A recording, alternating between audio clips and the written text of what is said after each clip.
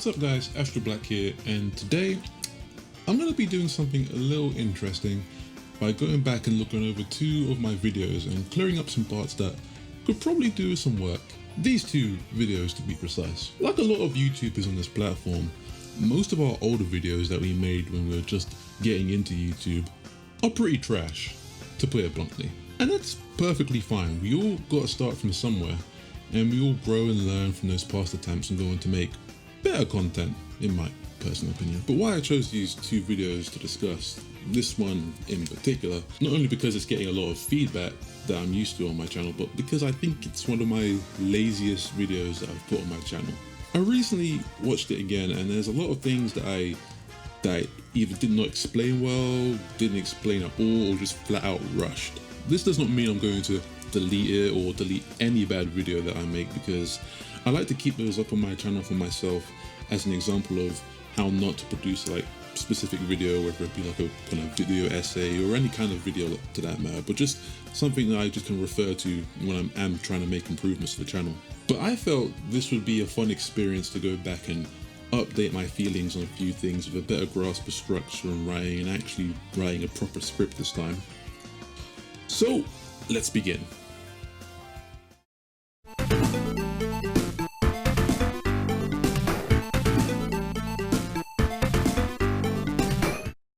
I think the best way to start off this part of the video is to flesh out some points I made in the previous video and expand on them better. This is probably my weakest point in the video because I didn't really fully explain why I said the level design was bad, or even why certain characters are bad. I want to go on record saying that I think Sonic Adventure's level design overall is pretty good for its time, and it has areas that still hold up to this day. Speed Highway and Emerald Coast are probably some of the most legendary Sonic levels of all time, so much so that practically every Sonic game afterwards has had a level dedicated or inspired by them. City Escape, Sunset Hill, Crisis City, and Radical Highway are probably levels that come to mind. The controls at times can be slippery and sensitive, as trying to keep Sonic running in a straight line is very tough, as one slight adjustment to the left or right will have him running against the walls or barriers. I feel like they knew this when they were creating Sonic's movements, as a lot of little segments in the stages such as loop-de-loops are scripted, so it's very hard to mess up on them. So they already had started putting their best foot forward in terms of a 3D Sonic design philosophy. They're fast, exciting, and very memorable, which is what I feel all Sonic stages should aspire to be.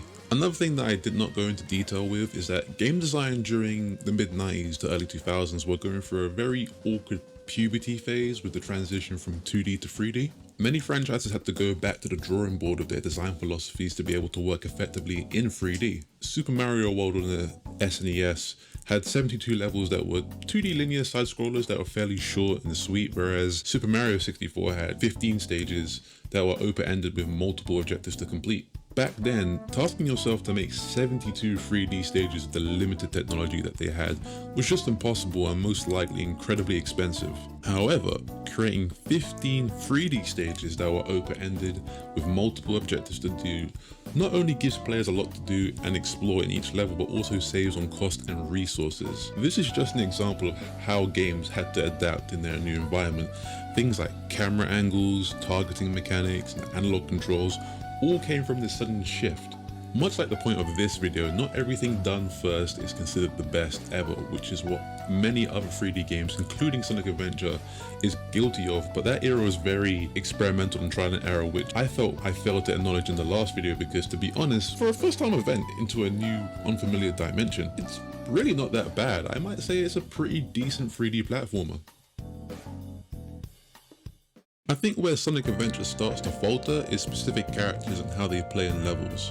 In the previous video, I said that Sonic, Tails, and Knuckles are probably the top 3 characters to play in terms of enjoyment, whereas Amy, E102, and Big are the worst. I still stand behind that, but let me explain why. If you take a stage like Speed Highway, for example, upon observation, you can tell that this is a stage that is designed with Sonic in mind, with all the speed pads, homing attack setups, and running up and down buildings. Same thing goes for Red Mountain and Knuckles. There's a lot of space to glide from place to place, climb anywhere, and you could potentially dig anywhere with the shovel claw power-up that the player got right before the stage. Point being is that Sonic, Tails, and Knuckles do not feel awkwardly injected into the stages that they play.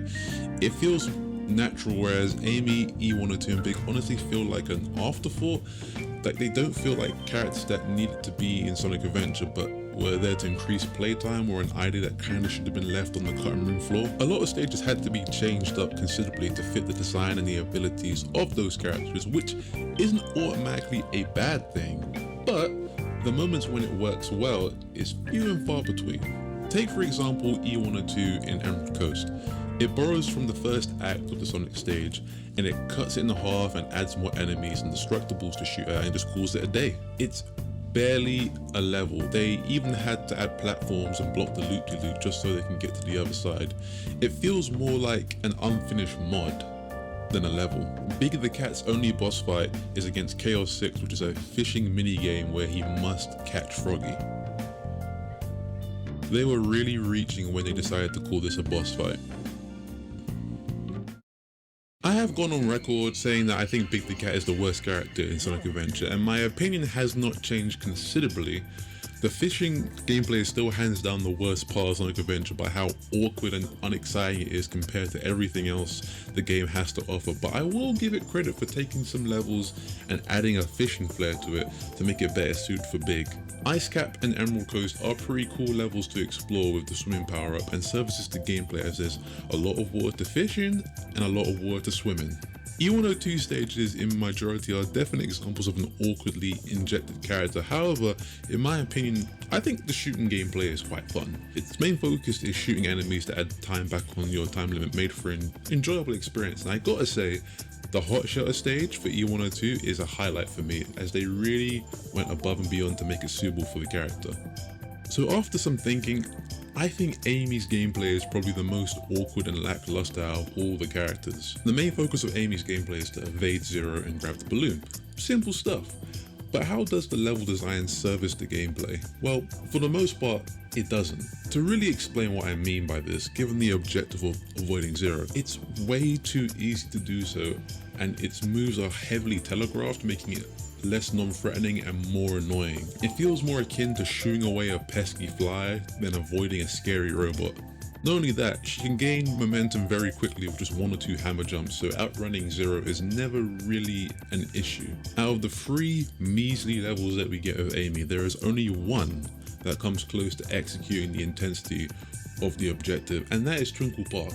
The first level. Where I feel it gets it right is the castle portion of the stage. It can be claustrophobic, there are fall traps, the music is unsettling, and there's a very well done section with reflecting mirrors which makes controlling Amy very tricky, accompanied by the image of Zero on your tail is peak Amy gameplay in my opinion. And if every level aimed for that, I would probably have less negative things to say about her gameplay. In fact, if more levels were designed with the character in mind, then I feel like this game would make for a more enjoyable experience overall. Plus, her power-ups are pretty useless, which I'm going to talk about the power-ups now.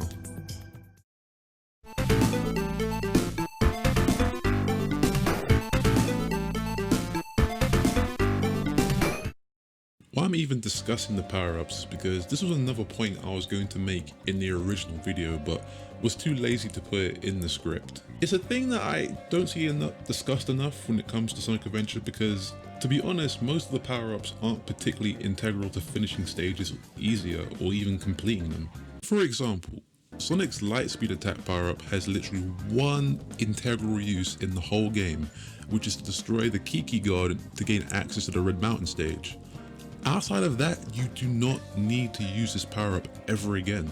I know what you're going to say, it's useful for taking on Chaos 6 boss fight where you can literally 2-shot kill it, but it's not like the fight was impossible or difficult without it, just speaking from my perspective. Why even bother giving the player a new power-up when the only time to use it is immediately after getting it? You're better off just being told to find a key instead and bring it to a location. Like, they've done this before, so why not now? And if you really want to give us a power-up to help us through the game, why not design more situations to use it in?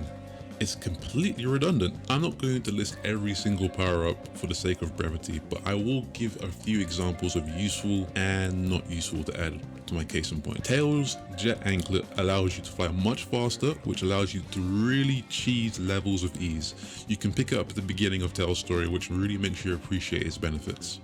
Big's life belt makes fishing much easier as you're now no longer bound to the land. You can swim out around and get a perfect position with fishing. Sonic's crystal ring reduces the time needed to charge up a light speed dash or attack, which is useful for when you're doing like boss time attacks or time trials. Amy's warrior feather is really only useful for the hedgehog hammer minigame, which doesn't even take up a sizable portion of the game, and it's already simple to beat without it. The spin hammer attack you unlock with the power up is not at all useful or in any level or boss fight, which makes using it outside the minigame completely pointless. Amy's long hammer. It's just another power up to Chi's hedgehog hammer. Knuckles' fighting gloves function as the same as Sonic's light speed attack, but lacks very few moments where it's even useful to have. Tails' ribbon feather allows you to attack continuously, which is cool on paper, but it's only somewhat useful for like maybe 2 boss fights, where even the absence of the power-up would go unnoticed. This isn't really a strike against Sonic Adventure per se, as it doesn't make the gameplay less enjoyable, but after playing through a story with any character, it does make you think, well, what was the point of that power-up?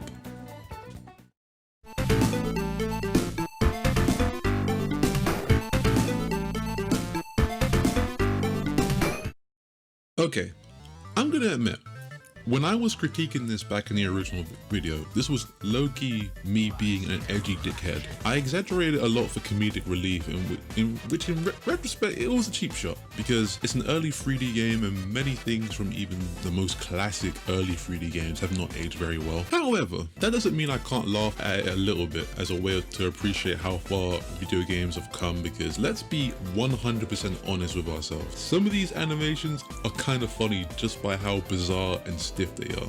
That doesn't mean that the whole game is bad, but it definitely hasn't aged that well either, which is completely fair to acknowledge, even if it is one of the first of its kind. Not everything about the graphics has aged like milk. There are some stages that still look really good, like Emerald Cove, Speed Highway, Casinopolis, all good looking stages. Even the CGI cutscenes were mind-blowing at the time. In fact, cutscenes in general in video games were a big deal. So it still has some pretty positive things about it. So no, I don't think the graphics in this game are terrible, but just outdated, and I think anyone who's even a fan of this game can admit that to some extent. So I won't go too hard on it.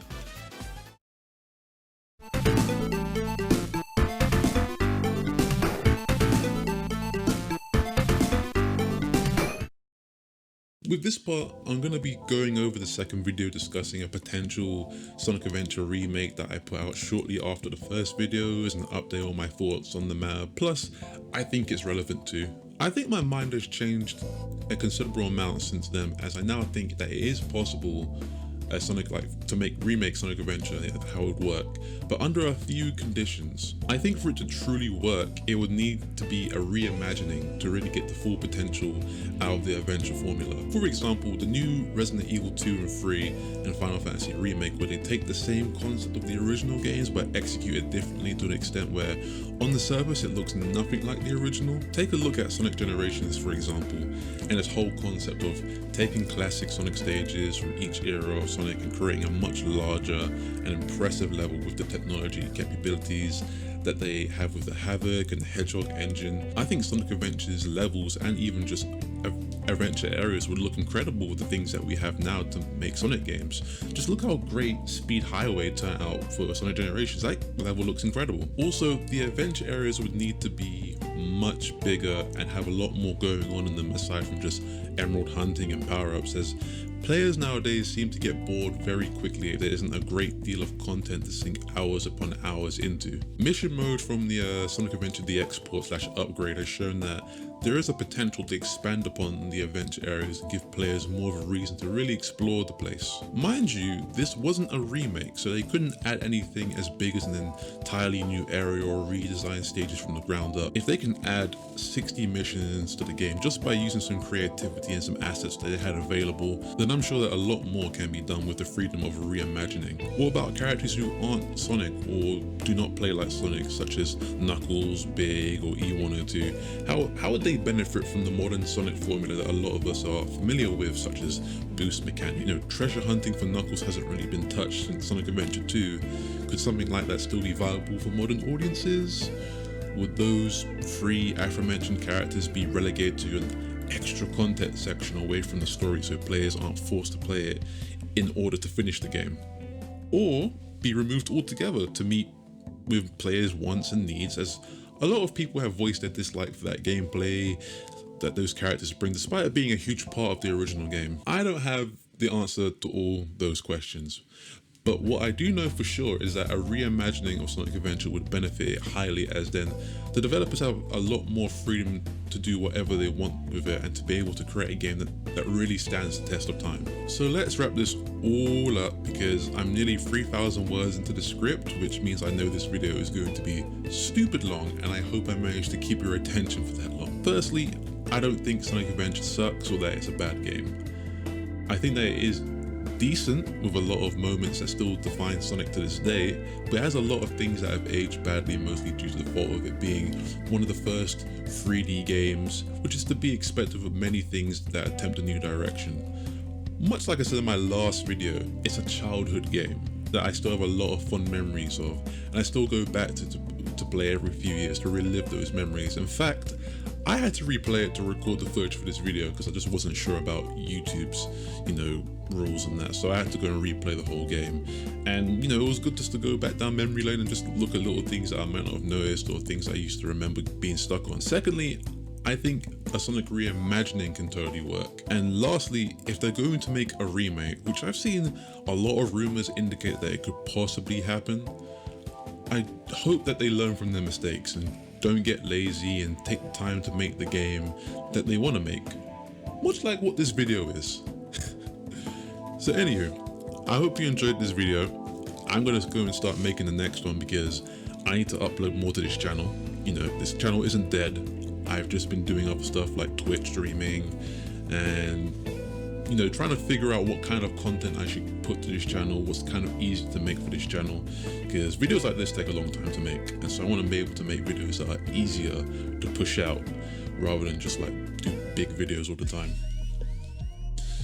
But other than that, have a great one, guys. Stay healthy, stay happy, and stay hydrated. Peace out. Bye.